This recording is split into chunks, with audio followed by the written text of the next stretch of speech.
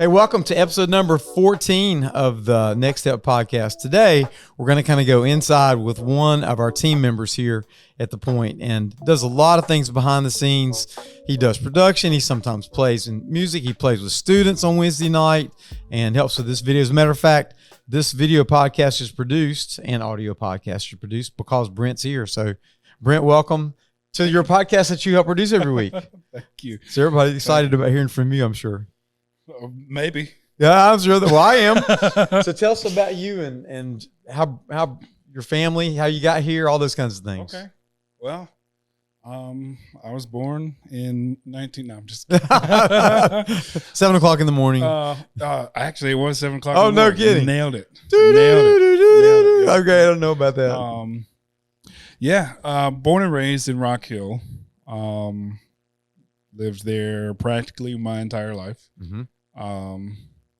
And I grew up an athlete. I grew up in a very low income household.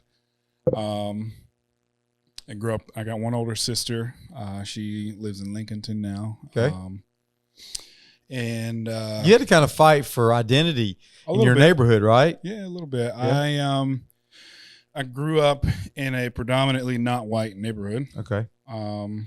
And I got beat up and bullied a lot in the neighborhood, which translated over into my school life. I went to elementary school with no confidence. I was a very quiet kid. I was smaller. I actually started school early. Mm-hmm. Somehow I started I always have to talk through this for myself. I started 4-year-old kindergarten at 3. Okay. Or I was 3 and 4-year-old kindergarten. I was 4 and 5-year-old kindergarten, okay, and so on and so forth. So I was always a year behind everyone. So I was always significantly smaller than wow. everyone. So you had to kind of fight for identity there too. Yeah, and I really didn't. Okay. I was just at an early age, I was diagnosed with ADD, and 30 years ago, it was just, you were on Ritalin. Yeah. And that was before anybody really knew or understood anything about Ritalin. Yeah. So were you on it? Oh, yeah. Okay. I was on several different medicines up until my second year of 8th grade, but we'll get to that. Okay. So don't go too fast. Yeah. Here's the thing you need to know. He's so smart. He skipped 2-year-old class. He jumped straight into 3 and 4. Yeah. Or 3 and 4 and jumped into 5. Yeah. My sister went on the normal path. Okay. And she was proper age and did all the proper things. And she was the, I don't want to say perfectionist, but she always had straight A's. She always did every assignment. She always made sure everything was done exactly how it was supposed to do. Right. And I always, as a kid, I really resented that in her. Yeah. Because I was the youngest child. I was the second child. And we were 4 years apart. And I didn't care about any of that stuff. I just wanted to just kind of be in my own world and do my own thing. Yeah. And so she's kind of inside and smart, and you're kind of outside and don't really care. Right. So she was extremely book smart, and she still is. She's, to be honest with you, I don't know what she does for work. She's some type of doctor of some sort. Okay. She was in school, it seemed like, for 100 years. Yeah. And, did all the things and has worked in all the hospitals and doctor's offices and family practices, all those things. Wow. What's your sister's name? Her name's Casey. Hey, Casey, shout out to smart sister, older sister, Brent. Congratulations for all the accomplishments you've had in life. Yeah. Your brother's proud of you. No, I'm just kidding. But yeah, so I always kind of resented that because she was very book smart. She worked very hard for what she got. Mm-hmm.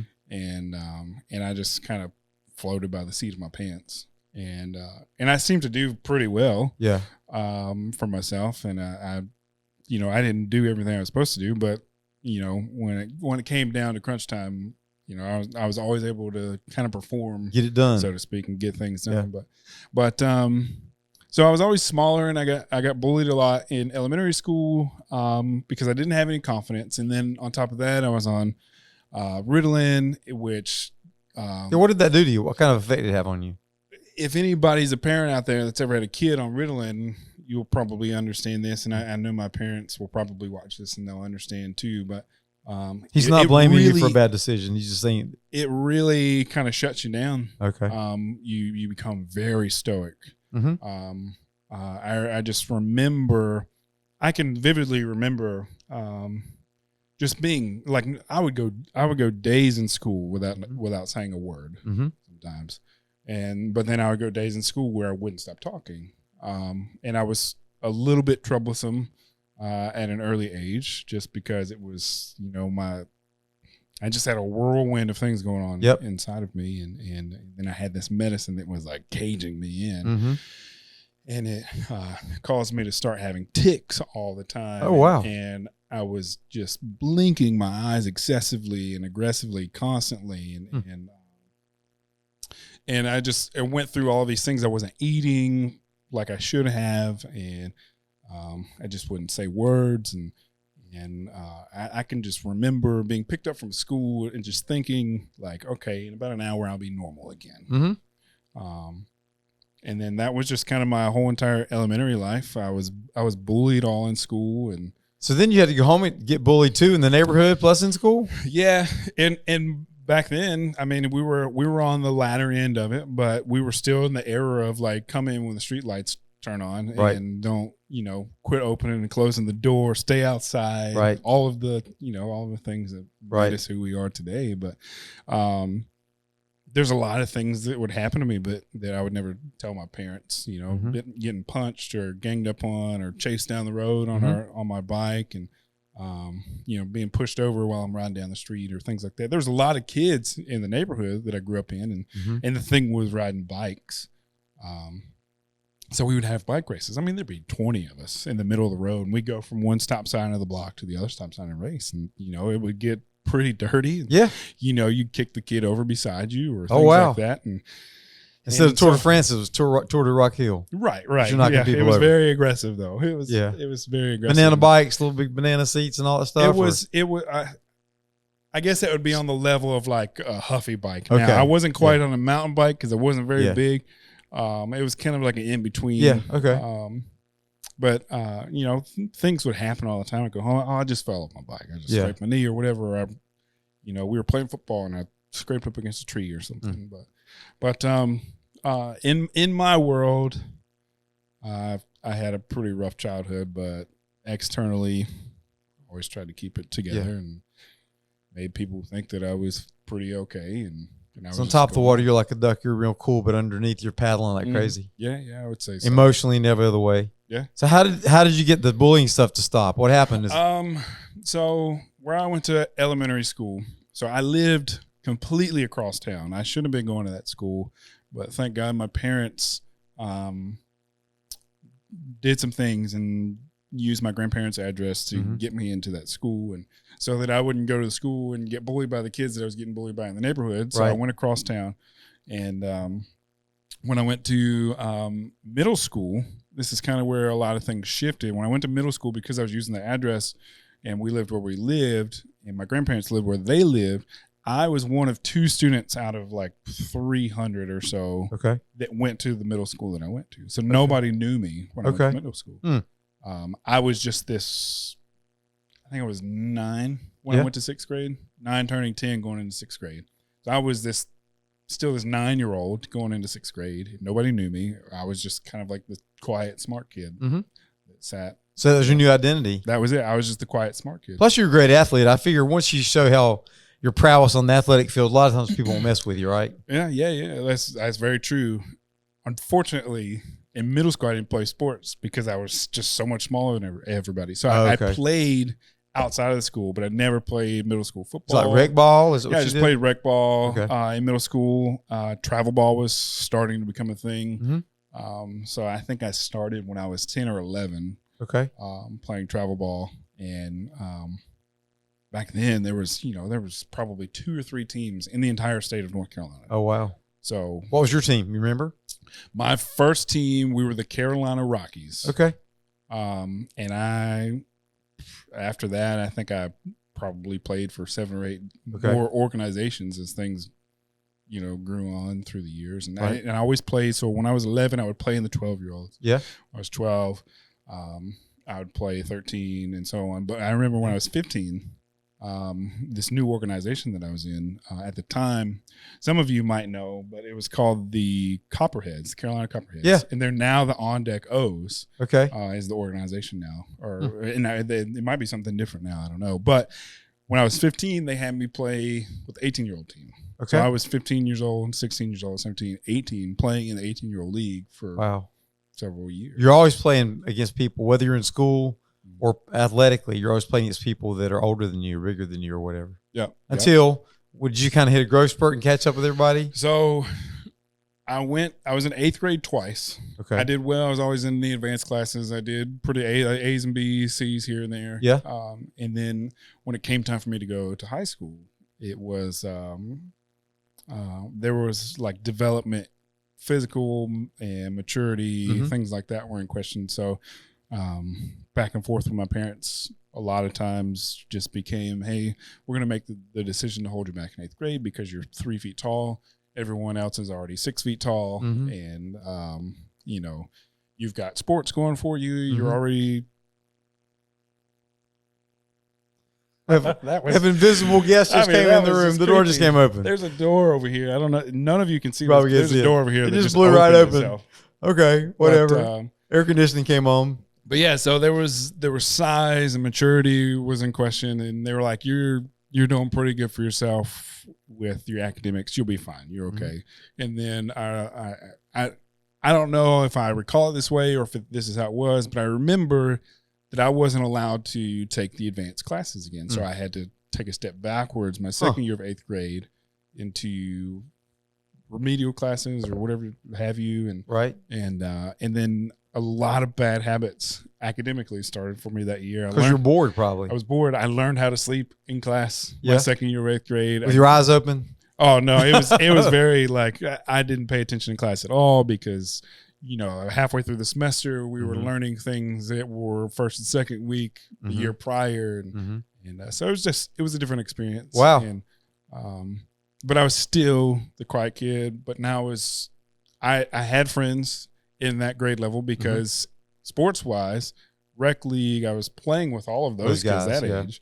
So I knew a lot of those kids and they knew a lot about me. And, so I was kind of starting to come into a new identity a little bit. You're Brent, the athlete. Yeah. You're the baseball player. We know you. And whereas the older kids, they didn't really know me from anything because I didn't interact outside of school with them. So did you always play the same kind of positions or did you move all over the place? When I was a kid with baseball, I just pitched and I played first base. Okay. I was about as slow as a snail. Okay. I don't know why that was. But it wasn't until I got to high school where something physically happened within me where I wasn't slow anymore. Yeah. When I started high school, that's when a lot of things changed for me. Playing baseball was being the baseball star was my new identity. Okay.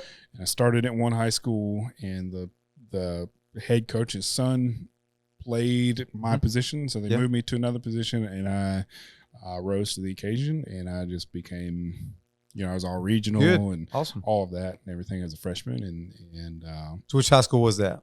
That was at Northwestern High School. Okay. Yep. And then the following year, South Point High School in Rock Hill opened up. Right. And so I had to move over there. Okay. And I lived 2 minutes away from Northwestern, and it was a 25-minute drive to South Point in the morning. One of those things. So my sophomore year of high school is when everything changed for me with who I was, my identity.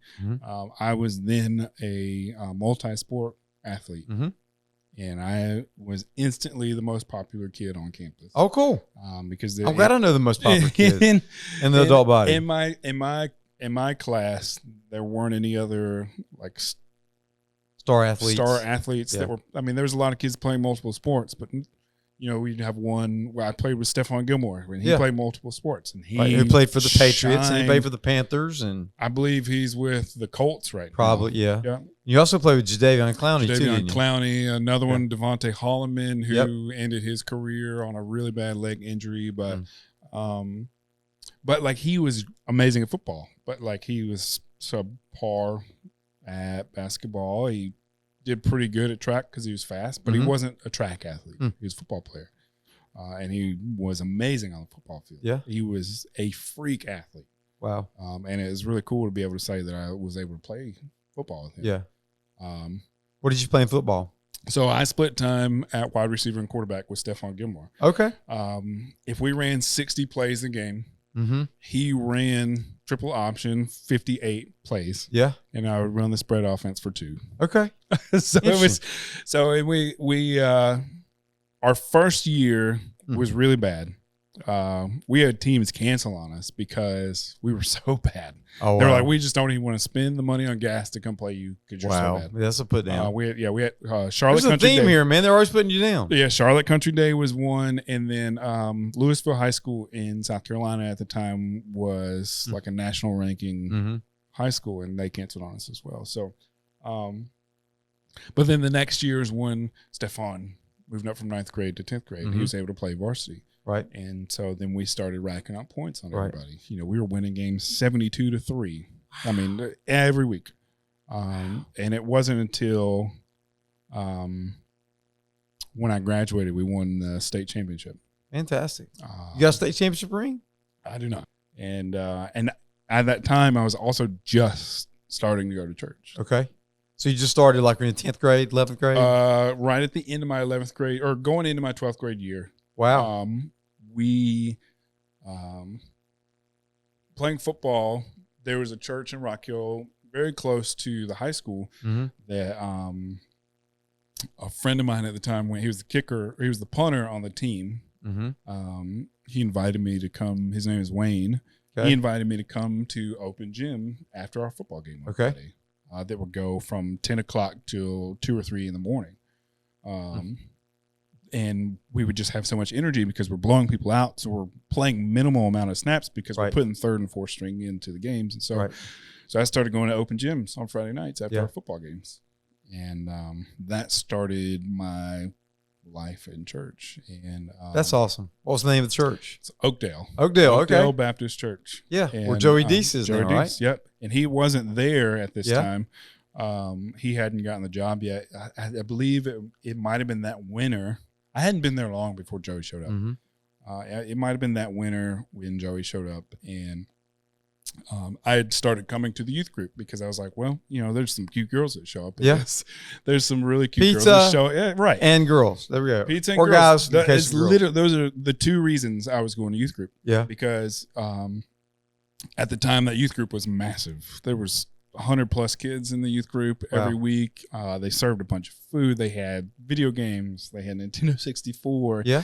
And PlayStation 1. They had all the, you know, at the time they had all the things. And then they, you know, 45 minutes we go upstairs and we do the worship thing and the message, and I'm not paying attention. I'm just thinking in my head at the time, because I was who I was and I had what I thought was my identity. I'm like, I wonder what that girl over there is thinking about me. I wonder what that girl's thinking about me. Or I wonder if she's thinking about me. And so my head was just in a million other places. All the while, like, the Lord was just working in me, doing a lot of things in me that I wasn't paying attention to, that I was just being distracted from. And so Joey shows up that winter, and then not long, I mean, it could have been a couple weeks. It was a very short period of time. Jonathan Hofstetler, and Joey, I think, grew up together. Okay. And Joey asked Jonathan to come be the worship leader for the youth group. And Jonathan was just getting started in leading worship. And so he shows up, and I've always been an athlete. I've always been in front of people, and he shows up, and then there's 100+ kids standing in front of him, singing and lifting their hands. I'm like, I want to be just like that guy. Okay. Because at the time, I just want to be in front of people, and I wanted people to look at me, and I wanted, understandably. Yeah. And I was like, I just want to be just like that guy. So after a couple weeks, meeting them and going up and talking to him and everything, I mean, maybe 2 weeks had passed, and I think I went to a pawn shop. I got a $100 guitar from somewhere. I can't remember where I got it from, but I went on a Monday. I got a $100 guitar with, at the time, money I probably stole from my parents. I can't remember. Got it on a Monday, didn't know how to play it, showed up on Wednesday, was like, hey, Jonathan, I'm ready to play in the band. Wow. and he claims that he didn't think this at the time, but his No, anyway. Siri, we're not talking to you. No. So he claims that he didn't think this at the time, but like based off of how he responded to me, I'm like, yeah, he totally felt this way. But I was like, hey, I've got a guitar. I'm ready to play. Just all you gotta do is tell me what to do. Yeah. And he goes, all right, cool. Just go stand right over there. Yeah. Like on that side of the stage, right? And he's already on, if you're looking at the stage, he was already standing on the left side. Okay. And he's pointing further to the left side, which 6 feet from him were the speakers on the floor, standing up 7 feet tall. He goes, just go stand right over there. And he's pointing behind the speakers in the shadows. Like, get out of the way. And I'm like, all right, cool. Yeah, I can do this. And so I was like, I got it. Great. I'm in. And the whole time I'm up there, I'm just like, I'm loving it. I'm like, I'm fake playing guitar. I don't even know how to hold my hands. I'm like, just put my fingers in random places. Yeah. And I was excited and extremely embarrassed at the same time because I was like, oh, I'm messing up so bad. But at the same time, I don't know how to play guitar. Yeah. And but I know he was like, oh, this kid doesn't know how to play him. I got to get him out of the way. Yeah. And hide him so that he So doesn't did you turn your guitar off, or could you still hear it? It wasn't even an electric acoustic. Okay. It didn't plug in or anything. Okay. Because I didn't know what I was doing. I didn't know what I was buying or anything. I just, first guitar I found with the money I had, I just bought it. That's awesome. Wow. You've definitely learned to play since then. Yeah. And so that went on for a while. And it wasn't until the next year I was in college when a lot of those bad habits I picked up in middle school started to really take precedence. Mm-hmm. And I was skipping class all the time. I was staying up all night. And where were you going to college? I was going to college at a small college in Lancaster. Yeah. University of South Carolina, Lancaster campus. Mm-hmm. I was there as a baseball player. Okay. College scholarship. I was the only athlete of the first graduating class of South Point High School to sign a college scholarship. Wow. Later on, there was a girl that walked on to play basketball somewhere, and she wound up signing a scholarship. But I can say I was the first one. That's awesome. And USC Lancaster, you playing baseball? Playing baseball. First base and pitching? I was outfield. So once I got to high school, I moved to outfield because the coach's son played first base. Okay. All right. So I'd become There's very the theme fast. here. They're pushing you out of the way again. I'd become very fast, and I was doing great at baseball, and I was just really coming into my own, but I just wouldn't go to class. And because I'd always had this like passion and dream to like do something with science and health and sports and things like that. So I had set my mind on I want to get into doing oh my goodness, I can't Training, athletic training. No, orthopedics. Oh, yeah. I wanted to do Orthopedic orthopedics. Yeah. Specifically in sports. I wanted to like specialize in elbows and knees and shoulders and things like that for baseball players specifically. And so I just had always I always had this interest in anatomy and muscles and joints and things like that because I always had so many problems. Right. And I always had people working on me, trainers. Every single day in high school, I'm going to the trainer's room as soon as my last class is done to sit there for an hour to go through all this PT every day. Ice baths, electric shock, all the things. And wow. Took it seriously. Yeah. Oh, yeah. And partially because I enjoyed it, but more so because if I didn't physically, I would be in a worse place in life right now than what I am. So I just had grown this love for this kind of stuff. And so through all the things that have been happening to me. And so my bad habits were coming into play, and I wasn't going to class. I was, sleeping all the time. I would stay up all night. But I wasn't necessarily partying. My roommate in college was a 25-year-old Canadian. Who had played minor league hockey. So he was a very large guy. He was about 6'5", 270 pounds or so. Yeah. Solid rock of a guy. And Party was his middle name? Oh, yeah. He was Canadian. I mean, he was from Toronto, and it's just anybody from the Midwest or up north. It's just alcohol is ingrained in their DNA. And so it was very, like, he was a great guy. He was awesome. And he just, he wasn't an enabler, but he wasn't a accountability partner, you know. He wasn't holding you back. Right. So he would encourage me in the things that I want to do. If I wanted to learn how to play guitar, he would, that's great, man. Good job. You're doing great. If I wanted to party, come on, great job. Let's go party. If I wanted to write a paper, you're going to do great on this paper. He was that guy. He was the nicest guy. Everybody on the team loved him. And he was just the life of the party, even when there wasn't a party.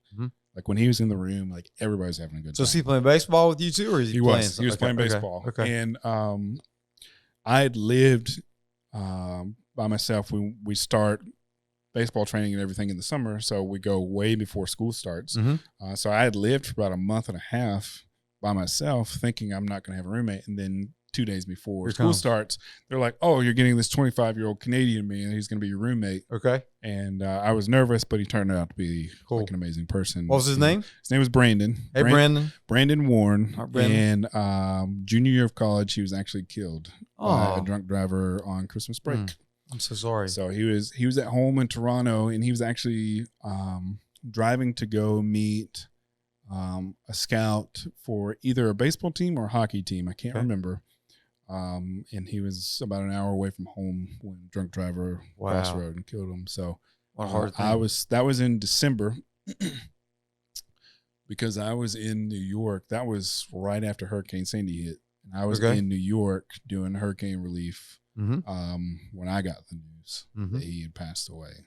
Wow, I bet that was a big shock to you. So it was tough. That was a hard day because I was away from home. I was around a bunch of 5,000 college students that I didn't know, and then the closest guy you're closest to, he dies in a car crash. Ironically, about 5 hours away from where I was. Really, he was the closest in proximity to me that I knew as well, because I'm in New York, he's in southern Canada. And I'm 15 hours away from home. So, how'd you find out about it? A friend of mine on the baseball team texted me. Okay, and was like, "Hey, man, just like, you know, this is what just happened." It might have been a coach. I don't remember specifically. I just remember reading it and I was eating breakfast. It was early in the morning, 6:30 or so in the morning. Got the text, and then just put my head down. I just cried for about 10 minutes. I bet so. And I was sitting by myself, and there was a bunch of people in the room. But when I was able to get it together, I just stood up, threw my trash away, and we went to work for the day. Wow. So that's kind of a theme of your life. You just kind of grind through tough things. Yeah. Right? I think when I was a kid, I just kind of had to. Yeah. And it just kind of was ingrained in me that, and also seeing my parents, like my dad started his own business the year I was born. My mom helped him out with that. Just seeing my parents go through financial struggles when I was a kid, and seeing them kind of come out on the other side. It was always just kind of ingrained in me, like, hey, everything's gonna be fine. Just keep going. Yeah, keep grinding, keep working. Be okay. And it's a great example, though. You learned. Your parents never sat down and said, "Hey, be responsible, keep grinding," but you watched them do it all the time. Right. And I would say I'm a very observant person. You are. And I would agree. It's weird for me, and I'm going to struggle in a little bit because I don't ever talk this much, and I'm already starting to get like cotton mouth. Okay. But hey, man, that's what the water's for. Get some more. I'm a very I don't speak unless spoken to kind of person. Yeah.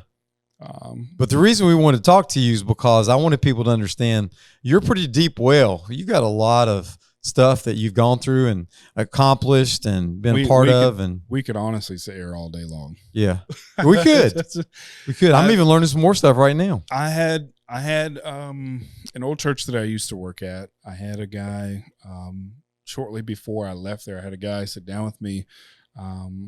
Of all places, we never met. He was one of my superiors, and we never met in this setting. But we went to a sports bar, and we sat down. We got wings, and we just like hung out for a little bit. And then we'd been there for about an hour. And he looks at me and he goes, "All right, man."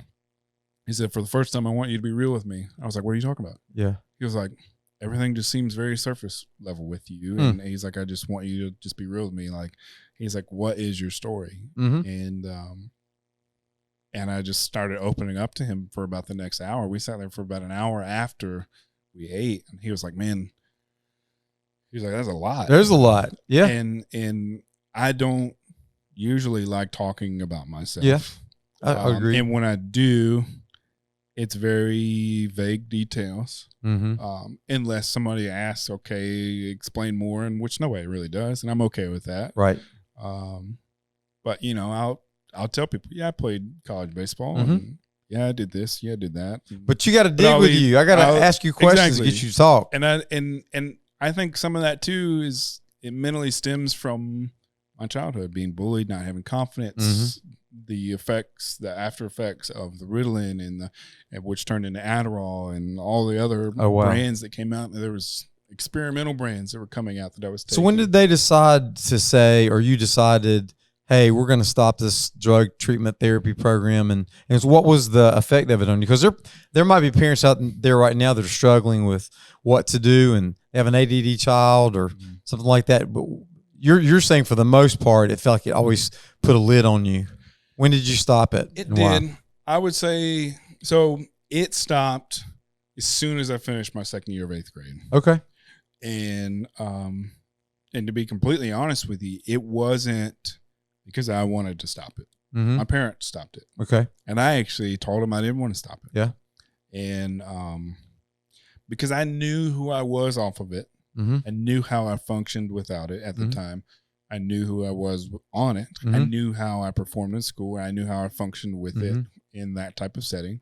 And I knew if I went to school without it going into high school, everything's going to change for me. Okay. My grades are going to fall.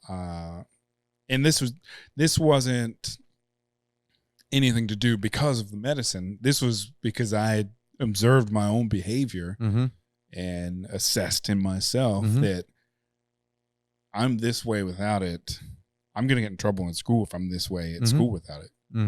And is what happened? A little bit. So did you kind of feel like hit the gas now? You're full of energy and you're all over the place? A little bit. It felt like I was like pushing the gas, like hauling an anchor in the ground. Oh, okay. Yeah. Like it was almost kind of like I was pushing the gas, but I was moving because I had to now, not because I was driving through it because I wanted to perform and I wanted to do good. I was pushing through because I had to at this point, because without it, I was like, I don't care to be at school anymore. I just want to play baseball, or I wanted to do my own thing. I was done with the academic side of things because my brain just wanted to do a million other things than just sit in a classroom and listen and not say a word for an hour and a half. So I would think I might have a little ADD, but certainly not like to that degree. When you have that experience, is it kind of like you're either really hyper-focused or your mind's dancing between lots of different things? Yeah. 100%. So I guess baseball kind of helps it because you're checking this, you're checking that, you're checking this, you're checking your glove, you're looking at the person, watching the batter. Absolutely. Yeah. Absolutely. And I noticed that at a young age that when I was on the baseball field or when I was playing any type of sports, the level of my mind would go from this to just like tunnel vision. Micro. Yeah. It would, I mean, instantly. It was like a switch would flip and then nothing is on my mind except for a singular thing, mission, goal that I'm trying to accomplish. And I noticed that because I had really bad tics, like I said, because of the medicine. I had brought out these tics in me. And when you were on it, not when you came off of it. It would just be continuous. Okay. Because it was always in my system. Yeah. It would just be nonstop all the time. And I learned how to hide it. There's, a lot of minor forms of Tourette's that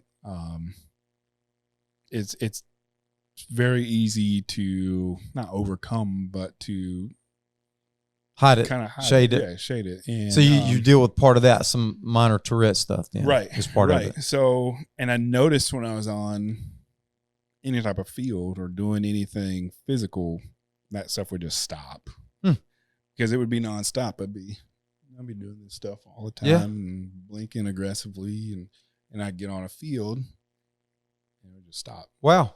Because I think a lot of it had to do with my mind was just going from this to my synapses just firing off on all different cylinders to just like calming itself down. So finding maybe something you weren't interested in, dancing from thought to thought to thought, but once you got into something you were really interested in, it made you focus. Yeah. Awesome. I remember having arguments with my parents, kid as a teenager. Like, I don't want to do that because I just don't want to. Mm-hmm. I don't want to perform in that. I can do it, but I don't want to do it. Mm-hmm. I'll get through it, but I don't want to do this. But or I don't want to clean my room. I'm not going to clean my room because I don't want to. Mm-hmm. And it was, you know, hindsight, it feels kind of weird to say that out loud because of how I try and teach my kids. Sure. But it was a very like, because I don't want to, I'm not going to. Mm-hmm. It feels very like rebellious. Not rebellious, but like thinking through my mind, it felt like a level of like autism or Asperger's. Yeah. Like that kind of like mentality of some sort. But it, not saying that it was, because I don't have autism or Asperger's that I know of. Right. But some people deal with that illness or the different abilities. Right. But it was thinking through some experiences that I've worked with children now that do have those things. I'm like, man, I can connect with you know exactly what they feel like. I remember being that way with my behavior a little bit, and but I mean, I don't have autism. So when you came off the medicine, you said you feel like you're dragging an anchor, but your foot was the gas. Was the baseball something that moderated you and helped you to in football? Did you play basketball too? A little bit. I played basketball for a couple of years. Football, but mostly football and baseball. Yeah. Okay. Did that help you get focused in on school too? You must have done well enough to be able to get to college. A little bit, because it was. All I want to do is play baseball. I want to wake up and go straight to the baseball field. Mm-hmm. Only way I can get there is through the classroom. I guess I got to do this in the classroom to be able to get to the baseball field. Yeah. I don't want to do it, but I have to. Right. And that was the kind of the anchor that I'm talking about a little bit. It was just I just didn't care about school, and I just wanted to be on the baseball field. Right. And so school was the obstacle. I had to get through the obstacle to get to the baseball field, and I learned pretty quickly how to coast enough to be exactly where I needed to be able to be on the baseball field. And so by the time you get to college, though, you kind of like, I'm majoring in baseball, and everything else is kind of like falling to the wayside. Absolutely. How long were you in college? 3 years. 3 years. I mean, so you made it. Did you get suspended, or did you get? Okay. So satisfactory progress first year, or first semester, second semester. So I'll start here. So my junior year of high school, was my peak year of high school athletics. Okay. I had my most recruitment there. Academically, I was like, this is as good as it's going to get.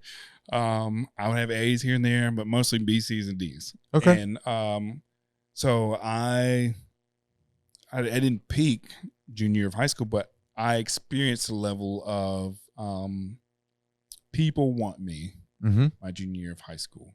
And I was like, that's because of baseball. Right. And so I get to college and I'm like, people want me for baseball, not school. I don't care about school. I'm not here for school. I want to play baseball. And you know, my dad had lots of angry talks with me about academics when I was in college. Sure. And he didn't have that opportunity, right? And he was paying for it. Yeah. Yeah. And so you didn't have a full scholarship. No. And most college athletes don't. Most college athletes don't. And I would say baseball, for the major sports, baseball gets the least amount of scholarship money. I think it was a $2,000 a year scholarship. And it was like $11,000 a year or something like that. State school. To go there. And so it wasn't much, but in college you also have a fall schedule. You play games in the fall. And almost every sport has a schedule in their off season. You play games in the season that you're not playing games. Right. And so I showed up in the summer. We did a lot of great things. I signed as a two-way player, as a pitcher and an outfielder. In the first, so there's a starting line for every sport of when you can start training and practicing. And before that, whatever regulates that, on some levels it's the NCAA, but before that, whatever regulates that will not allow you to do anything. So the day that we're able to, at midnight we started a 100-inning baseball game. Okay. And so we had, I want to say we had like 66 or 68 guys on the roster starting the school year. Right. Knowing in the spring it had to be 42. Right. Only 42 guys. You can still be on the team, but only 42 guys are making the roster in the spring. Mm-hmm. And so based off of conversations I had with coaches and everything, I wasn't too worried about it. Mm-hmm. So we started this 100-inning game, and I played outfield for several innings, and I sat for several innings, and so you kind of take shifts. Mm-hmm. So, you know, these 20 guys are here in this window of time. These 20 guys are here during this window of time. And so I think we played like 20 innings or something like that. Right. And about halfway through, it was my turn to get on the mound. Mm-hmm. And probably 6, 7, 8 pitchers or so had taken to the mound mm-hmm. and hadn't done too well. Mm-hmm. And I came up and I went 3 up, 3 down. Mm-hmm. And I think I threw 10, 11, or 12 pitches, somewhere around there. Yeah. And sign him up. And the pitching coach he was there to greet me as soon as I walked off the field at the foul line. And he was like, "Man, great job. You did great. Like right here, give me some." Mm-hmm. And I was like, I don't want to pitch anymore. I'm done pitching. Like that was it for me. So, so that I believe that was kind of like the beginning of a lot of bad decisions in college. Even though it was a good one, but like for where I was at in life, I shouldn't have made that decision at that time. And and because you had skills as a pitcher, you could have done good. Yeah, I threw hard. So by the way, how long does it take to play a 100-inning game? It took all day. Yeah, we started at midnight. Lights on. I think it went till 4 or 5 in the afternoon. Wow, that's amazing. Yeah. So part of that's just to see who's going to stick with it. See who's going to stick with it. It's also kind of like a showcase for the town. It's like an event for the town. The town comes out and they watch the 100-inning game, and the town also comes out and watches in waves. And so at midnight, you're going to have these 700 people there. Yeah, and if you had it to do over again, you're saying, "I wish I'd been able to pitch some." Well, I would have been motivated to pitch. I would have definitely waited to make that decision a little bit longer. Because in hindsight, how I performed academically, it probably would have kind of pushed me a little bit more to be better in class. Right. Because I made a decision for myself without any type of thought that kind of set me on this path of like, well, I'm the big guy here. I can do whatever I want. I don't have to go to class and I can just play baseball. But that's, that's not the case. Yeah. You have to go to class. Yeah. You have to have a certain GPA to play. Right. And after my fall season in my freshman year, I was ineligible to play in the spring. Wow. In this time, you're supposed to play baseball. Right. Like the plan was I'm playing one season, I'm getting drafted. Okay. Because, I had articles written about me on websites when I was a junior in high school because I was peaking with my PR at the time. So that was the plan, and the plan is falling apart. Yeah. And so I was on academic probation, and I got redshirt my freshman year of college. So I wouldn't lose my year of eligibility because I had a little bit of talent in me, and the coaches wanted me to get that out.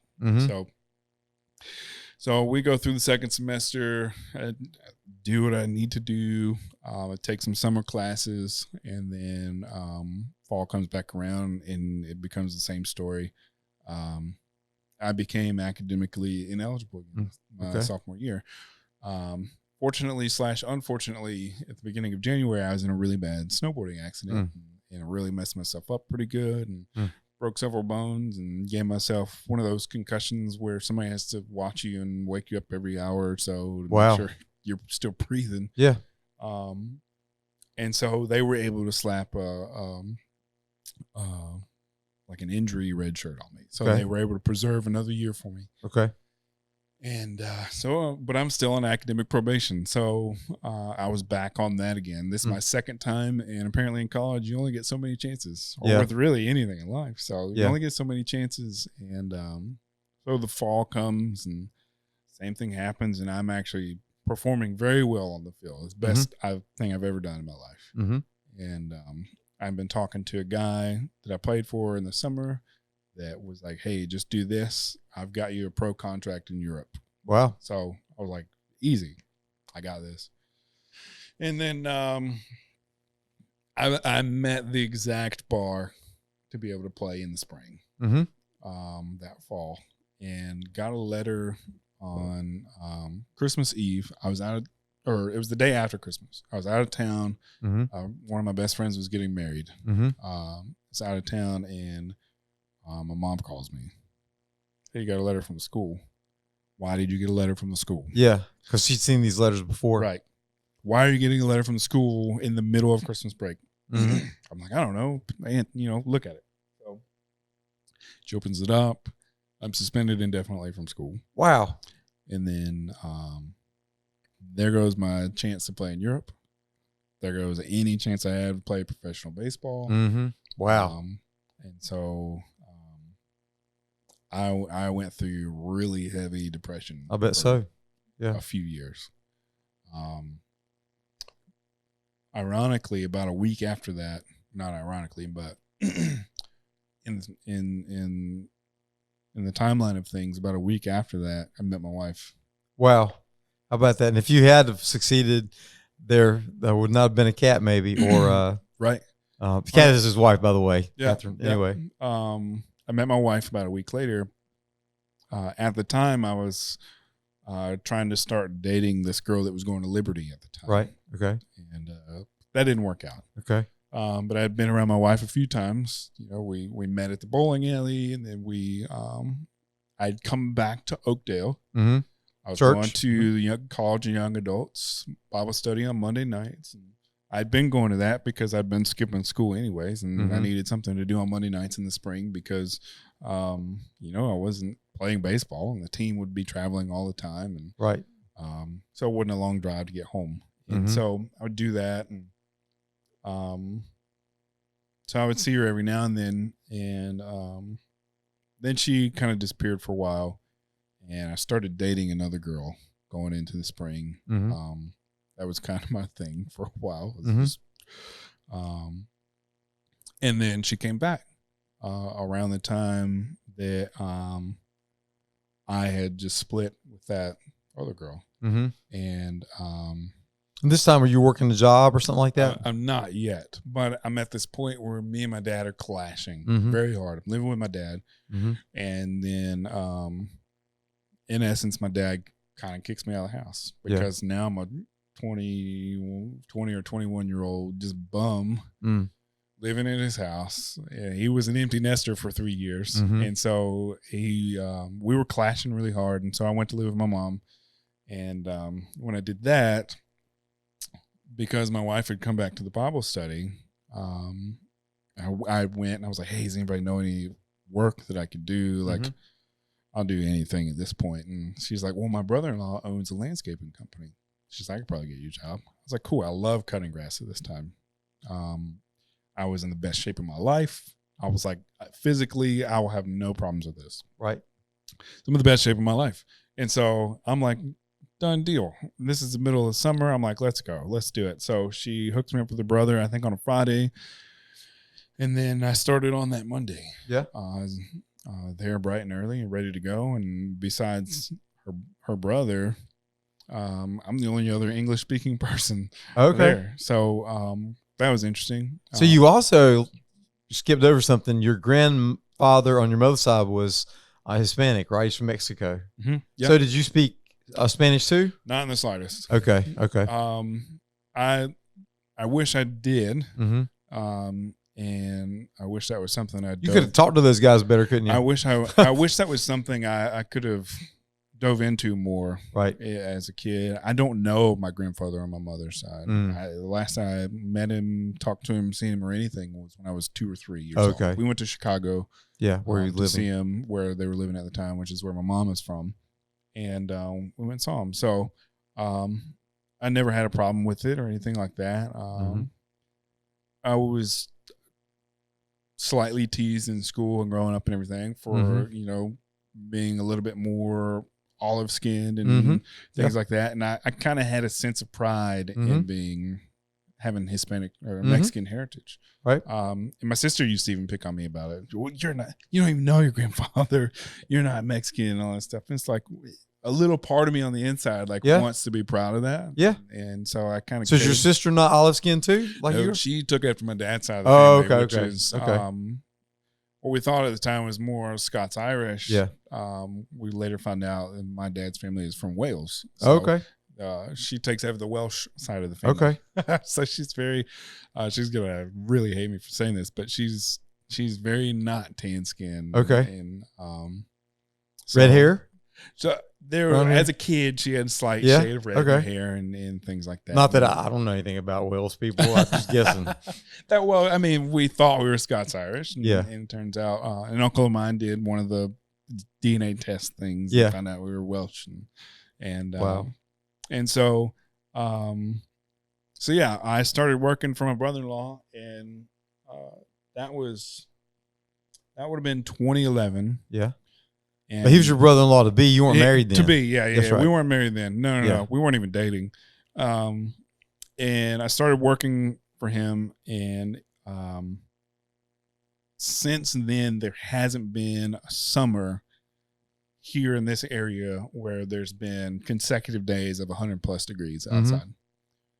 And the 4 weeks I worked for him, every single day was over 100 degrees. Yeah, I remember 2011 was kind of like that, wasn't it? It was really hot. There was a few days where it was like 108, 109, 110. Yeah. And particularly in South Carolina. North Carolina, we think it's hot. It's really hot in South Carolina. And so to that, if anybody's ever worked landscaping, it's not short days. It's not a 9 to 5. It's you're out there as the sun's coming up, and you're trying to be finished before the sun goes down. So you're working 12, 14, 16-hour days outside in the sun all day long. In the first week, I lost 26 pounds. Wow. I couldn't eat. I couldn't hold food down. I would throw it up. I was vomiting all the time. Throughout the day, I was drinking gallons of water, and I was losing so much weight. And where he was based out of, I had a friend that I grew up with whose parents lived around the corner. So I would get off work after a 14-hour day, and I would drive very slowly to his parents' house and lay on their couch and until they could essentially spoon feed me to have the energy to drive 30 minutes across town for me to go home. Wow. And then I would just crawl straight in bed, wake up at 5:30 in the morning, start all over again. And that went on for 4 weeks. And I was trying to just get through that. And mind you, I was in the best physical shape of my life. I was always the kid on the teams that was trying to be the most in shape person. And so I was waking up at 5 in the morning and running almost every day, all the time. I would sprint up hills. I was that kid. And like Pete Rose, who's the guy that runs the first base full speed right now? He was in the MLB. The Ellie De La Cruz, the young guy. Yeah, he just runs, flies to first base. That was me, man. That was me. But I couldn't hang. I could not. I mean, and none of these guys were in any type of shape. Yeah, they were shaped, but they were not in any kind of shape, and I could not hang. And I couldn't do it. And after about a week and a half, I was like, I can't do this. I'm going back to school. And so I applied. I had a friend at Florence Darlington Tech near the beach, and I applied and got in. And I was like, praise the Lord, I'm going back to college because I'm not doing this. Yeah. And so after the 4th week, the next week I was supposed to start at school. And then I got into it with my dad, and in hindsight, like, it was great that we got into it about this, but he wasn't going to let me go back to school. He's like, you're not going, because I know the decisions you're going to make. And he knew where I was going to go once I got there. So, so in the middle of the first job of the day on Friday, I believe it was Friday. No, it was Monday. On the first job of the day, we're at a golf course. We're cutting all the common areas. We're not cutting the course. We're just all the common areas. And so we were probably a half hour in, and I called him, or I actually called a friend of mine first. I was like, hey, this is where I am. Come pick me up. Okay. So I called my now brother-in-law. I was like, hey, was like, I've tried. I can't do this. Like, I'm going straight to urgent care. I need an IV. I quit. I quit. I'm at this point, I'm down like 45 pounds. I was a solid 220 after college, just a solid rock. And now I was like 160 pounds. Wow. I mean, it was very unhealthy. So I was like, I'm out. And, him and I didn't really get along for a while. Yeah. Understandable. But also, in the same day, where our cars were parked, for work was at my wife's parents' house. Mm-hmm. My wife was at home. Mm-hmm. And so I got dropped off there, and I was walking my car, and I saw my wife. I saw Kat. Right. And was like, hey, you want to go to Carowinds on Friday? Yeah. She was like, yeah. And I was like, oh, yeah, Elevation Church is launching in Rock Hill this weekend. You want to go to that with me too? Yeah, that'd be great. Cool, perfect. I'll call you. Let's do this. And Friday came, and I was excited to go to Carowinds. Mm-hmm. And my wife recalls this a little different than me, but she ghosted me. Yeah. Oh, okay. So we didn't go to Carowinds on Friday. Okay. And so I got a little bent out of shape. Yeah. And I took another girl to the opening of Elevation Rock Hill. Okay. And then I was like, yeah, this is dumb. So I called her again. I was like, hey, you want to go to Carowinds this Friday since you didn't go with me the other day? And so we went to Carowinds on Friday. And that was August. That was the second week of August in 2011. Okay. And so then before too long, you started working at Elevation, right? Within a couple of years, 2 or 3 years? So I'm going too fast. Maybe we got plugged in immediately. Yeah. Did you get married shortly thereafter, or were you there for a year or two? No, so we were together for almost 4 years before we got married. Okay. Partly because how I was raised and how she was raised, completely different. Mm-hmm. I was a public school kid who was very rebellious and did what I wanted to do and live life on my own highway. Mm-hmm. And parents did what they needed to do to make sure I was safe, and that was pretty much it. And I kind of had free reign to be a kid and be a teenager. A lot of things I did as a teenager, though, should have put me in jail or in the grave. And I've since gone back and I've apologized to a lot of people, and I've made amends with a lot of people about a lot of things, and that's actually very spiritually healthy. And people that are out there that need to make amends, go do it. It wasn't something either that like I read one day and I was like, oh man, I need to do this. I feel convicted. I need to do this. It was in me when my life started to change because of being in church. A lot of my behaviors and habits changed, and I was like, I started to feel conviction without directly being led into it. Yep. To do these things, and so I would slide into girls' DMs and say like, hey, I know this means nothing to you, and we haven't talked in years, but like, I just needed to get this out and say I'm sorry for the way I treated you. I would do that with a couple of my old guy friends. Like, hey man, I'm really sorry that I didn't see it at the time, but I'm sorry that I bullied you or did things like that. And there's one person on my list still to this day that I haven't been able to apologize to, that it eats me up, and that I have no way of figuring out where this person is in the world, or how to contact them. But there was a girl in particular that I was friends with her boyfriend, and I witnessed her being physically abused lots of times. And I used to laugh at it and things like that. And that was, BC days. And that one is really the one that's always eaten me up. And I saw for a while how the trajectory of her life changed from she was this kind of person to now she's this kind of person. And that always kind of like ate me up a little bit. And if I ever run across her, her name's Morgan. We'll pray that you come in contact with Morgan. If I ever, and I know it'll probably mean absolutely nothing to her. And she's probably moved on from all of that in her life. But to be able to heal from that and to get that just out of my mind at the very least, I think would it'd do a lot more for me than it would for her. Right. But I think it's interesting. The closer you got to God, the more convicted you got that I want to make things right. Yeah. Or I just want to do the right thing. Treated a lot of people terribly.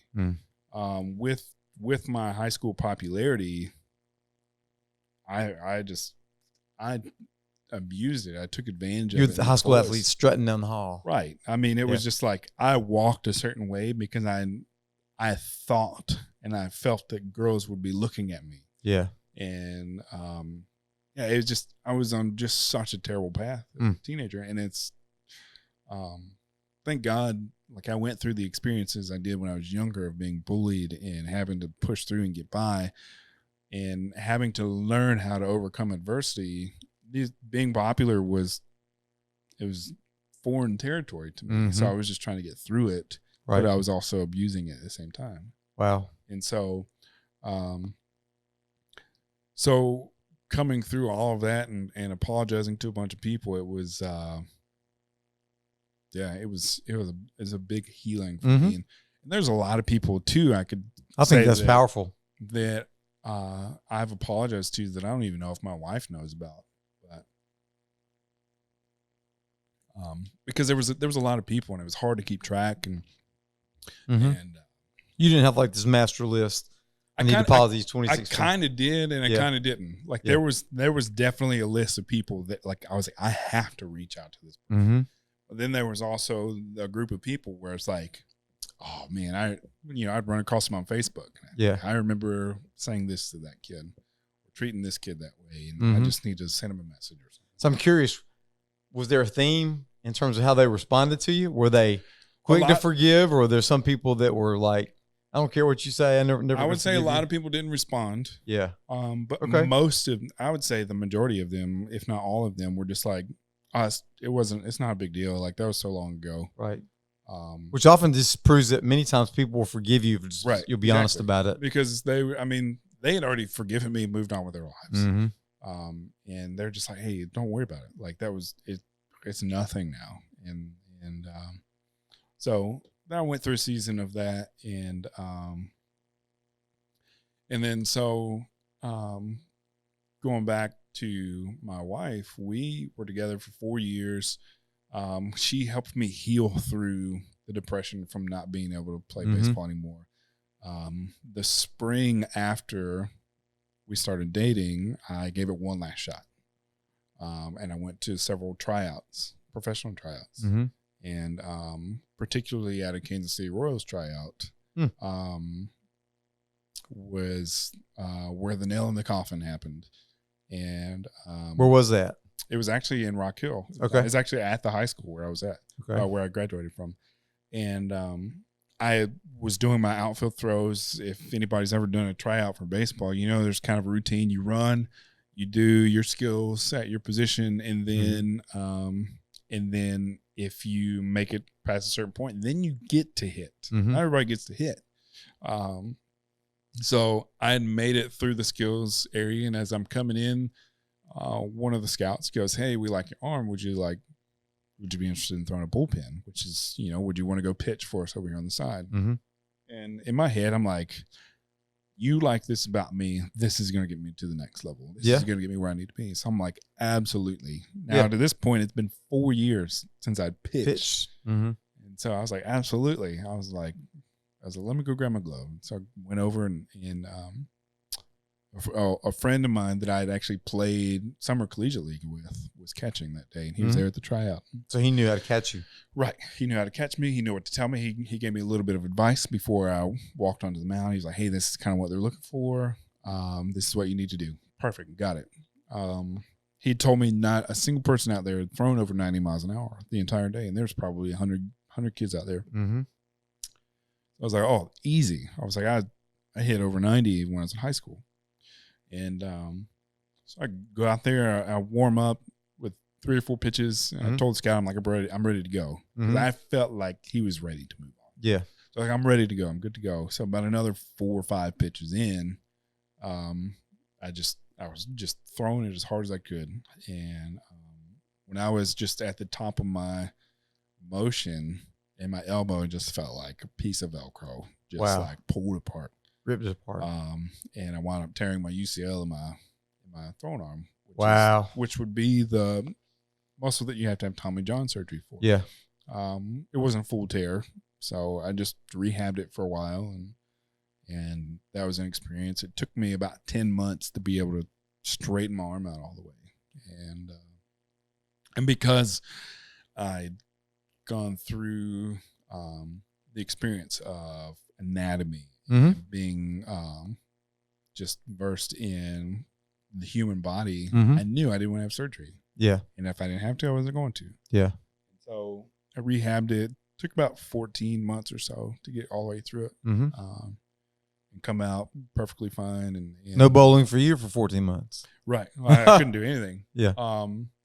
Ironically, I can bowl with both my hands. Wow. I took a bowling class in college and was very bored with it. So I taught myself how to bowl with my opposite hand. Wow.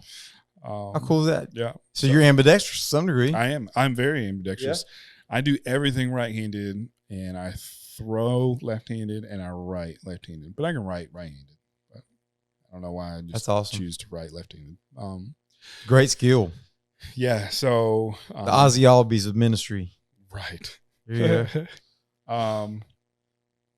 So yeah, that happened, and as if I wasn't already in a terrible place mentally. Yeah, now you've ripped up your elbow and you know you're not coming back. Yeah, and I know, and as soon as it happened, I knew exactly what it was. And I tried to mask it a little bit. I was in so much pain, but I tried to play it off so much, and they wanted me to hit the ball, and I couldn't even hold. I couldn't open my hand. It was like locked in place. I was like, well, this is it. And so then I went through some very heavy depression that I know if my wife wasn't there at the time, she was my girlfriend at the time, but I know if she wasn't there, I wouldn't be I would be 6 feet under the ground today. So yeah. So she helped me through a lot of stuff. Depression feels like that. And there's so many people out there that felt like, am I the only one to feel this way? And you're living proof that no, it can be very common when you don't meet your dream or you get hurt. Oh, or 100%. Combination of all those things. I spent my entire childhood I knew when I left point A, when I started, that I was going to be at point B. There was nothing, there were no stops in between. It was A to B. And then when I got close to B and the line 90 degree, that, I mean, I didn't know what to do with myself. I didn't want to go to school because I hated school. And I didn't know what to do. I'd never done anything else other than baseball. I didn't know what I liked. I didn't know how to talk to people. I didn't know how to interact because all of my interactions were through sports. Right. I didn't know how to be a good partner to my girlfriend. I didn't know how to have a job interview. I didn't know anything. I didn't know how to save $5. I didn't know how to make $5. And I was just in such a lost place. So on that pathway, you meet Kat, and she walks with you through that whole I meet kind of time Kat period. At this point of I had dove really hard into church. I had given my life to Christ when I was 18, right before I turned 18, October 10th. I met her in a great place. Spiritual moment for you. Yep. Right. And in a great community and in a great space. And she really was vital and key in bringing me back into this place. Yeah. And awesome. And it took me a long time to see it. I actually, to go back to what I was saying earlier, we grew up very different. She grew up in a very, very pretty stable household, and her parents always took care of her and her siblings. And I grew up, my parents got divorced, and we had very hard financial troubles when I was young and things like that. And so, she really, without even knowing it, brought a lot of stability into my life and helped me figure out a lot of credit to her parents too. Right. It really helped me find a path. Yeah. Or rather illuminate the path that I was already on, because God had already started me on this path of playing music in church. Right. And I had stayed up all night in college learning how to play instruments and wanting to be more like Jonathan. That's wild. And And now you work with him. Yeah. And so in that time, I got hooked up at Elevation. I was leading worship at Elevation. I was a part of a lot of that stuff, and I was there for almost 7 years. And we got married while we were at Elevation. We built a community at Elevation. My wife's best friends, she met at Elevation. Right. And great church and doing lots of great things around the place. And I love it. And we left because we started having kids and we wanted to slow down. And we were just entering into a different phase of life. And we just wanted to move on to different things. And you worked for a while for like Red Ventures too? Yeah. Right? So when I left there, at the time I'd been working full time for my dad as well, at an appliance repair shop. And so I was like, we just need a change of pace in life. We need to change things up. So I got a job at Red Ventures. Yeah. And it turned out to be not a great job. Okay. They have a lot of contractors within, and the contractor I worked for was tanking really hard. And they were letting go a lot of people, and I just happened to be on the short list. Right. And so when we left, the day I was driving home from the day I was let go, I called Jonathan. I was like, hey, I don't have a job right now. We don't have a church right now. Like, what's the deal with your church? Like, I heard you're in Belmont, or I actually said Gastonia, because I even today I have a hard time like differentiating a lot of places. Belmont, Gastonia, yeah. Because I'm not a local, and some of the locals make fun of me for it, but I don't care. And so he's like, just come this Sunday. He's like, he didn't know the struggles we've been going through, but he was like, we'll get you up on stage, and we'll figure something out. So excellent. So you guys let me lead worship for a couple of weeks, and then y'all asked me to do some website work and do some things here and there to kind of throw us a little bit of cash, and that went on for a few months.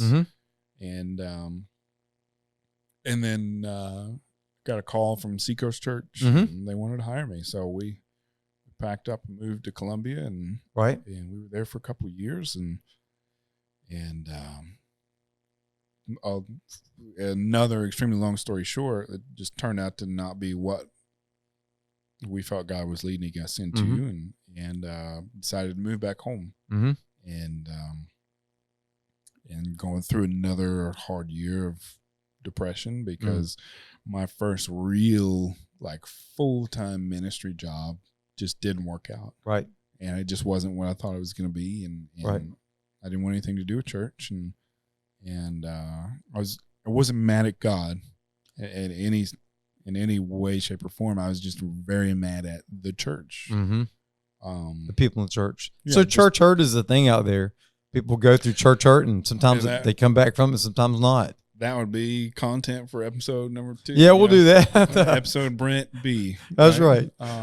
Because I could talk all day on that subject as well. But in my wife and I, we talked about it much after the fact, but we both went through some very heavy church hurt, and had some church scars, and luckily I wasn't mad at God, so I was still open and listening to him. So we left there and we moved back within 2 weeks. Okay. And it was the tears all the time kind of pain. But I could clear as day hear God telling me, like, you need to, even though you're mad at the church, you need to keep plugging in. Keep surrounding yourself with those people. Keep putting yourself in that environment, and I will heal you through this. We'll get through this, and just started reaching out to as many churches as I could think of. Friends who had friends that were pastors, or friends that were pastors. Like, hey, what can I do for you? Does your worship leader need a weekend off? Can I come lead for you guys? Can I, whatever, anything, I'll come do it for the weekend, and just let me know. And so I wound up meeting a lot of cool people and doing a lot of cool things, and being a part of a lot of churches. And then Jonathan found out that we'd moved back. And I think he reached out to me. He was like, hey, I heard you're back. You want to come lead worship? I was like, well, let me look at my schedule. Let me see if I can fit you in, Jonathan. But I was able to come, I think, that weekend, which was shortly before Christmas of 2019. Mm-hmm. And I led that weekend, and I was one of the last people to leave that day. Me and Jonathan, I think, walked out together, and he went around the building this way, and I went this way. And I got in my car. Before I even turned my car on, I called Kat, Mm-hmm. and I said, actually, I think I started crying a little bit. And I told her, I said, I don't know when or in what capacity, Mm-hmm. but God has called us to be here at the Point Wow. Church. How about that? And I don't think I heard from Jonathan for like another month. Mm-hmm. I was back at Christmas time. Mm-hmm. And I was Christmas and New Year's. I think we had service that New Year's. Because it was like January 3rd or something like that. Yeah. It was Of 2020. of 2020. Yeah. Yeah. So I told her, and she was like, it was almost like I could hear the relief in her voice that like, okay, things might change for the better. Like, cool.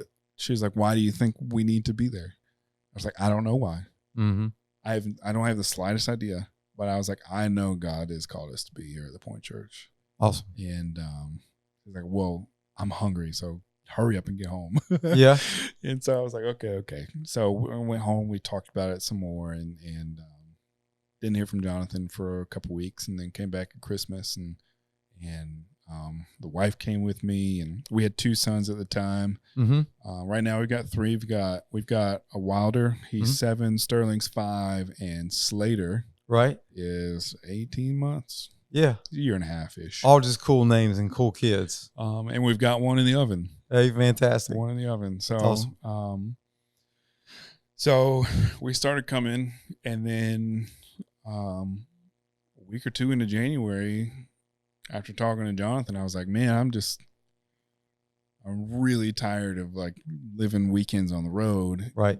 And had my wife working all the time, and us trying to make ends meet. And he was like, well, we were actually talking about this in our staff meeting the other day about, what would that look like? And then at the end of January, you guys brought me on practically as a full-time contractor. Mm-hmm.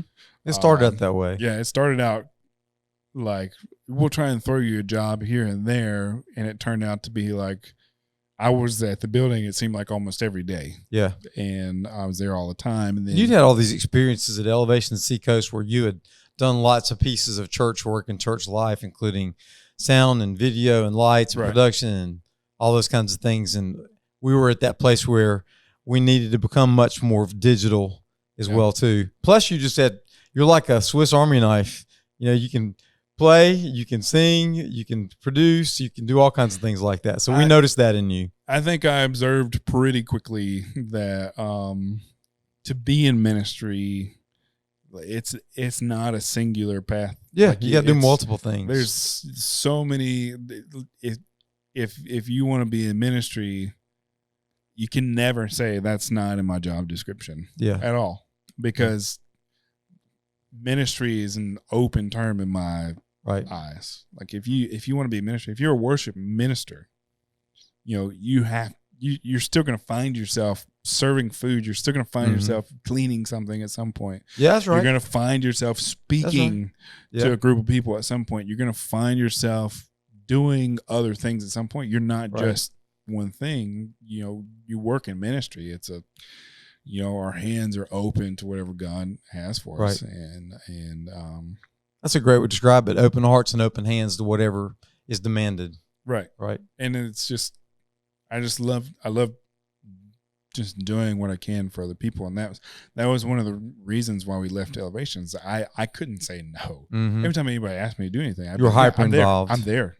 Because you believed in it so much, right? Yeah. Well, not even just that. I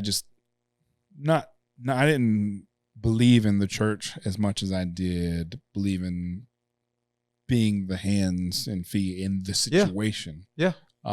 If you need me, I'm there.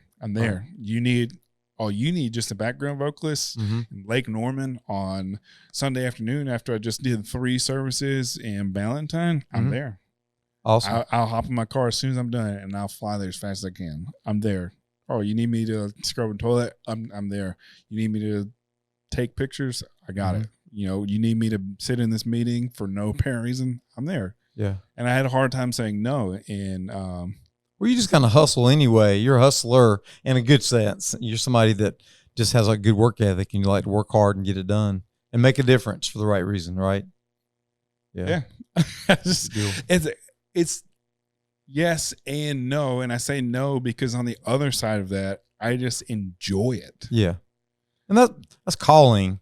Right. When you know you're doing something that makes a difference and you're enjoying it while you're doing, that's right. You kind of know you're in your sense of calling. I have so much fun doing it. And early on in my ministry, having conversations with my dad, he never really understood. He had a hard time understanding and grasping why I was choosing to go into ministry and not make a bunch of money or do this or do that.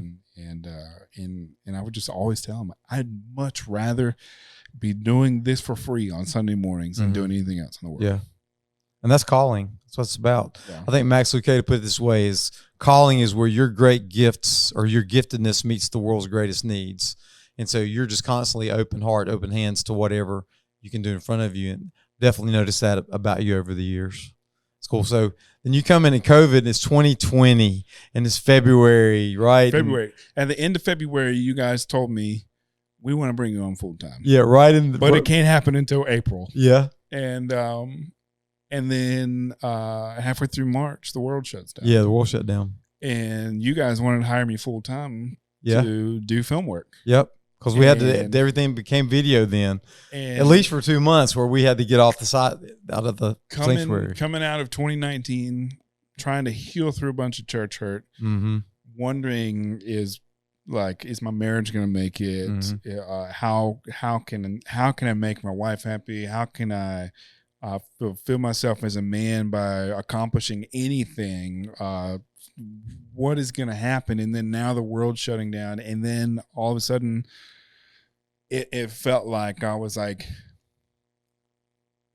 here you go. Everything kind of crystallized, came together. You've been doing all of this. You've been really pushing through. You've been holding on for this moment, and the world is shutting down. But I've already assured you that you are going to have this before the world shut down. I've already assured you that I'm going to take care of you. So even though I hadn't started full time when the world shut down, I felt like I was the only person on staff with job security. Yeah. Yeah. And so it was just like this huge weight was lifted. My wife was still having to work here and there before that point, which unfortunately her job let her go when COVID hit, and we went through a whole bunch of other stuff. But we had found new hope and new security. Awesome. And what God had told me months ago, when I'm crying in the car, telling my wife that this is where we're supposed to be. Awesome. And he's finally revealed. He had revealed to us what his plan for us was. That's so cool. And for those of you that wonder, Kat is very savvy in the financial or the fashion industry and both. Yeah, that kind of stuff. She takes care of the books and also takes care of. She worked as a designer and a set designer and clothing. What do you call them? Outfitters or people that are stylists, prepper. That's it. All the things. She works for. I don't know if I can say it on here, so I'm not going to say it. Yeah, she works for major companies a very that you know about. Large retail company. Their corporate studios are here in Charlotte, and she has just worked there for several years and doing set design and styling and prepping and everything from ironing pillowcases to helping models get dressed, all the things. And so she's kind of done it all there. That's awesome. And you guys have jumped in and really helped us. I mean, 2020 to 2023 sometimes feels like a blur, even though it felt like the world stopped and it took a while for the world to get going again. It makes me kind of go back to your analogy of how you felt like when you got off of Ritalin, that your foot's to the gas pedals to the floor, but you're dragging an anchor behind you because there's people that are still scared to gather, or they don't want to because they think it's the wisest thing to do. Then you got people that want to gather, and then you got a crazy election year that year, and and it's taken a while for people to come back. And then a lot of social justice stuff and things with George Floyd and all the kind of things that went on with that, and how we had to respond to that as a church now. But now, kind of tell people what it is. What are your roles right now that you're doing in the life of the church? You do lots of stuff. You're certainly doing this. The first thing I'll tell you is he's kind of our story catcher and our producer for the Next Step podcast. And that's why I wanted you guys to get to know him in this setting, because he's usually over the back behind the camera helping us do this. But also, here's what I tell people when they ask. Yeah. I would say on paper, I'm the creative director. That's what our website tells me. So I say that, and then I say what that means is it's my job to make sure the story of the church is told visually. That's good. Whether with I didn't know that till now. That's awesome. Yeah. So whether it be with images in our services, or social media, or videos, or audio podcasts, or anything like that. Right. Looking over our app or our website, anything like that. As I feel like as the creative director, it's my job to tell the story of the church visually. Well, and you do the great job with that. And I try. Yeah. There's a lot of things I feel like I could do better if I had 6 more hands. Yeah. So literally right even in the studio right now, you put this thing together, and there's a camera there, there's a camera there, there's a camera there, there's video monitors over there, there's lights here, lights here, lights here. And so you've used everything that you've learned over the years to kind of crystallize the ability to tell a story. And you did it. Even for instance, as we speak today, you pulled together some raw video of a father and a story that was involved in the life of our church with Mike Croft on Father's Day, and just was so much better than I thought it could be, given the limitations we had, because they live somewhere else and we live here, and we had file transfer problems. But you really told that story very well. Like a couple years. Yeah, that's right. It took us a couple. Part of last year and part of this year. Yeah, and it took us about a year plus to get the things that we needed. We had so many troubles trying to get that. Absolutely, and you do such a great job with that. So, as we continue on this journey and that kind of stuff, like what's something you've been very real with us about the sense of being called here and that kind of thing. What is there something that in your life is a life verse or a concept or a song or something you keep going back to that really inspires you to continue in your calling? Yeah. So 1 Corinthians 15, just the chapter itself is something that starts out the resurrection and believing in the resurrection. Right. And it's something that I've always kind of lived by. And it was, I've got a summary of it tattooed right here on my arm. Awesome. What does it say? It says die daily. Okay. Because it talks about dying to yourself every day. And so it's just because I enjoy just diving into all aspects of the church and doing everything that I can. You have to die to yourself every day to be able to, progress the gospel. Right. To tell the story of Jesus Christ. One of my favorite verses is 1 Corinthians 15:58, I think, is be steadfast and immovable, always abounding in the work of the Lord, because your labor is not in vain in the Lord. I think I got that one right. Yeah. That's a great theme for that chapter. Dying daily and doing what is necessary. And so that's just something I've always kind of lived by. Okay. Is I have to put myself aside every day. Wow. Because God's called us to love others as we love, put others above ourselves and to love Him above all. Yeah. And so in my head, the only way I see fit is I have to die to myself every day. Yeah. In order to make those things happen. Wow. That's awesome to be able to see the kind of things in your life and the steps that you've taken. So let's move now to kind of the hot seat kind of question time, and we'll talk about some of those things. Just so people seen how these things go. So yeah. So you probably know what some of them are. I've got a couple answers already ready to go. I'm trying to think of something way to do it different. So are you a night person or a day person?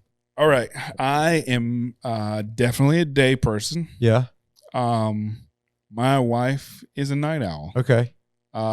So through marriage, you have to compromise. Yeah. So I'm a day person. I'm a morning person. Yeah. My wife's a night owl, so we compromise, and so now I'm a night owl. Okay. You're kind of like Easy Smith, right? Except he gets up early still. I love waking up at 2:30, 3 o'clock in the morning. Wow, that's amazing. It's to be able to have that space to accomplish whatever I need to before the rest of the world wakes up, before my kids wake up, before I get distracted by anything. There's a peace in my mind and in my soul when I'm able to work before the rest of the world distracts me. Yeah, there is kind of, that's interesting that you kind of feel like you got the world by the tail because nothing else is going on. I had a lot of habits like that when I went into high school and college and everything, that just kind of came out of me. And then I later heard Mark Wahlberg talk about how the most successful people in the world get 80% of their day finished before the sun comes up. Yeah.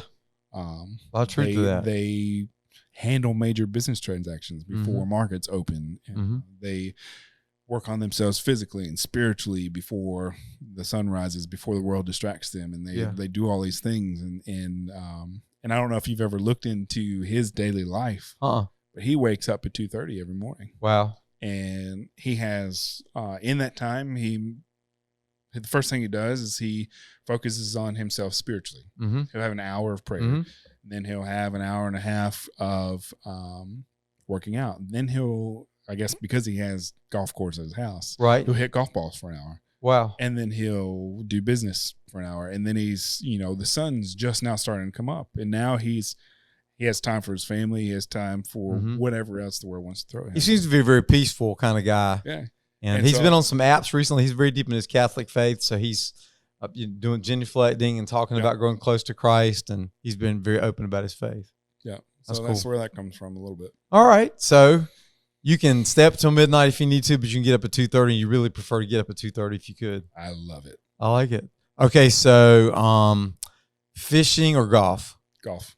Okay. I do have fishing rods, and I've been telling my wife recently that I would like to start fishing, and I've been looking up fishing for dummies on YouTube and things like that. Movies in a theater or movies at home? Both, but if I had a choice, I would definitely say theaters. Okay. I like the big padded theaters like they have, big chairs and stuff. That's so cool. Ice cream or cake? Ice cream. Like what kind? My mother-in-law makes the best strawberry ice cream in the world. Okay. Yeah. Hey, shout out right there. Renee. Best strawberry ice cream in the world. I bet you're going to get some this summer. Well, she only makes it around strawberry season. So it's like April, May. Okay. This year she didn't make any, so I won't hold it against you. Go get some of that too. That's awesome. Beach or the mountains? If there's a lake in the mountains that has some sand, I'll take that. Okay. So you kind of like that mountain setting, but you like to have a little bit of that lake and beach kind of feel too. 100%. That's awesome. Good deal. Black or blue? Black. New England Patriots or Carolina Panthers? I'll take the Carolina Panthers over the Patriots. Even though that's not really your favorite. Tom Brady made me not like the Patriots. Yeah. Because people love him or hate him. Brady, my childhood and teenage college years and adult life. So yeah. I didn't like Tom Brady. Either you loved him or you hated him. He's great. He's an awesome. He's obviously the greatest quarterback of all time. Yeah. You can't argue that. But I hated him because he's good. Yeah. But I'm a Saints fan. Saints fan. Yeah. I love it. Absolutely. We went to New Orleans a couple of years ago to film a video for Habitat for Humanity. Incidentally, before long, that was for your grad project. That's right, for the graduation project. Yeah. I did a great job with that, capturing that story too. And incidentally, you're getting ready to move in sometime, Lord willing, sometime in 2023 into a Habitat home. You've gone through the process of working and earning your hours and all that kind of stuff because they have a very rigorous, I should say we have a rigorous process. It's a long process. It is. And they make you earn the house. That's for sure. They don't just give you a house. You have to earn it. So a lot of you out there have heard of Dixon Village in Belmont. He's actually going to move into Dixon Village. Along with Taiwania. Taiwania Christian. That's right.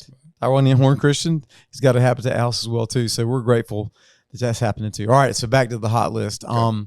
New York or California? Oh, neither. Okay.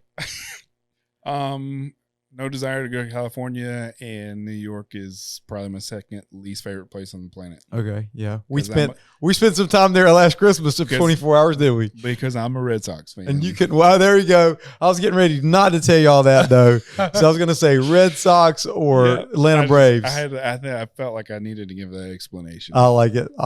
That's good stuff. If you had a chance to go anywhere in the world, would you want to go somewhere else in the United States or somewhere outside the United States? Outside of the United States. Where'd you like to go? Ooh. You can have more than one answer. I would like to go somewhere pretty desolate. Yeah. Okay. Like somewhere in Greenland Okay. or South America. Yeah. Or New Zealand. Okay. Or tropical island in Thailand or something like that. Yeah. Somewhere where it's not major civilization. Yeah. So when you said desolate, at first I thought desert. Does he want to go like Saudi Arabia? Desert. You want it to be green. I would love to go to Dubai. Yeah, that would okay. be cool to experience Dubai, see the Okay. Burj Khalifa. Yeah. Like to be able to say like I've done that. Yeah, I've seen that big building. Yeah, Isn't that the biggest building in the world? Yeah. What do you call it? The Burj Khalifa. Burj Khalifa. Okay. See, this guy's smart. It's like He pretends like he was not good and smart in college, but he really was. He really is. it's like 8 times taller than the Empire State Building. Wow. Something like that. It's something crazy. Yeah. That is amazing. Wow, that's cool. Well, it's just been such an honor to get to know you as a person and then also to get to know you here. And one of the reasons we do this Next Step podcast is so that you can see the people that you see regularly, whether they're in front of you on stage, and Brent often is. More often than not, though, he's in the back of the house making sure that all the production and the sound and the lights and Facebook Live and YouTube Live is working, stuff like that. But this gives you a chance to see how Brent's taking his next step on his journey with Christ. And just thanks for your honesty and your willingness to share. We're going to take you up on that part two before long. But until next time, you need to get back behind there and produce this so we can get it back out there. I'm on it. And for episode 15 will be coming up next. You guys remember that the constant desire for Christ is for us to take our next step with him by loving him, becoming like him, and sharing him with others. And that's what this podcast is all about and what our lives are all about at The Point Church. You guys have a great day. Thanks for watching.